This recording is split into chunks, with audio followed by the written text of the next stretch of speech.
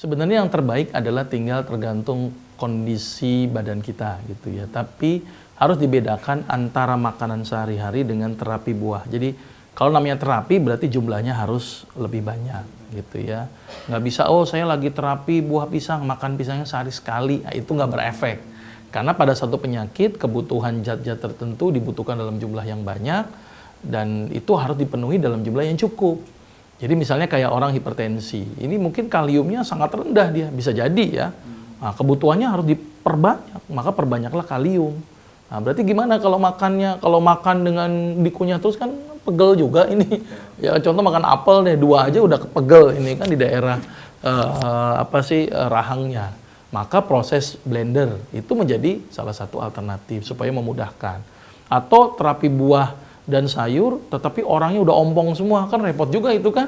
Nah, itu harus dibentukkan dalam bentuk blender atau juicer. Itu jauh lebih aman. Dan perlu saya ingatkan bahwa terapi buah dan sayur itu harus dalam dosis yang optimal. Misalnya dosisnya itu 6 gelas sehari. Misalnya sebelum makan, sesudah makan, sebelum makan, sesudah makan. Atau menggantikan 50-75% konsumsi air putih. Kan air putih minimal 2 liter, berarti minimal 1 liter atau 1,5 liter dia berikan dalam bentuk jus gitu ya. Airnya berasal dari buah-buahan. Itu yang disebut dengan terapi jus. Ya, kalau cuman hanya 1 gelas itu namanya minum jus ya. Jadi harus dalam jumlah tertentu.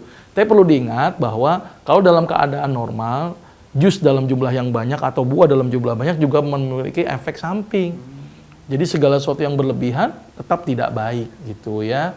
Jadi harus diperhatikan volumenya juga ya. Sebagai contoh pada orang yang konsumsi wortel dalam jumlah yang banyak, ternyata bisa menyebabkan warna kuning di daerah kulit. Bahkan sering pusing berlebihan karena beta karotin dan vitamin A-nya itu kan disimpan di dalam lemak. Vitamin A, D, E, dan K akan tersimpan di dalam lemak dan lemak yang paling banyak terletak di otak.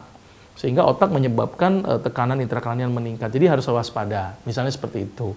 Atau makan rambutan kebanyakan, atau makan durian kebanyakan jadi pusing dan sebagainya. Jadi harus dilihat dulu istilahnya ya, kebutuhan tubuhnya gitu. Jadi biar pas gitu ya. Misalnya kayak demam berdarah gitu kan, ini trombositnya rendah.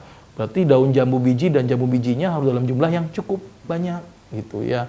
Atau misalnya orang yang punya kaus-kaus tertentu yang membutuhkan dalam jumlah yang banyak, maka bisa diperbanyak. Dan mekanismenya tidak harus dikunyah gitu ya, tapi dengan blender atau dengan juicer. Tapi saya berharap tidak dimasak. Kan sering tuh pisang dimasak gitu, itu sudah rusak sebenarnya ya.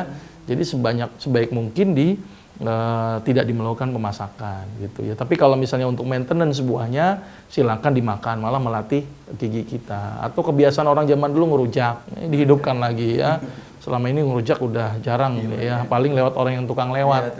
Kalau dulu kan ibu-ibu ngumpul yuk ngerujak bareng gitu ya, itu mulai dibiasakan lagi. Jadi biar sehat gitu ya. Baik, jadi untuk prosesnya tergantung dari situasi ya dok ya? Iya, betul. Boleh langsung dimakan ataupun melalui juicer atau di blender kira-kira seperti itu.